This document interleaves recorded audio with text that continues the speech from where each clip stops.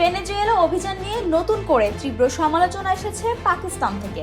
দেশটির প্রতিরক্ষা মন্ত্রী খাজা আসিফ বলেছেন, ভেনেজুয়েলা অভিযান চালানোর পরিবর্তে যুক্তরাষ্ট্রের উচিত ছিল ইসরায়েলি প্রধানমন্ত্রী বেনিয়ামিন নেতানিয়াহুকে গ্রেপ্তার করে আন্তর্জাতিক আদালতে বিচারের মুখোমুখি করা।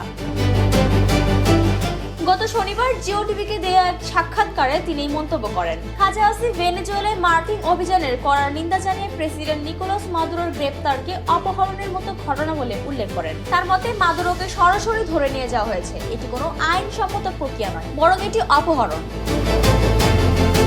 পাকিস্তানের প্রতিরক্ষা মন্ত্রী আরো বলেন, ইসরায়েলের বিরুদ্ধে যদি এমন পদক্ষেপ নেওয়া হয় তবে সেটি ন্যায্য হবে, কারণ গাজায় সংঘটিত মানবাধিকার লঙ্ঘনের দায়ে আন্তর্জাতিক মহলে দীর্ঘদিন ধরে নেতানিয়াহুর বিরুদ্ধে অভিযোগ উঠেছে।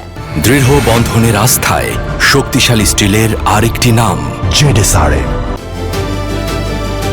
মার্কিন সরকার কয়েকদিন আগে অভিযান চালিয়ে মাদুরোকে আটক করে এবং তার বিরুদ্ধে মাদক পাচারের অভিযোগ আনে। তবে প্রেসিডেন্ট মাদুরো এই অভিযোগ ধারাবাহিকভাবেই অস্বীকার করেছেন এবং এটিকে রাজনৈতিক ষড়যন্ত্র বলেও দাবি করেছেন। ডেস্ক রিপোর্ট, জয় জয় দিল।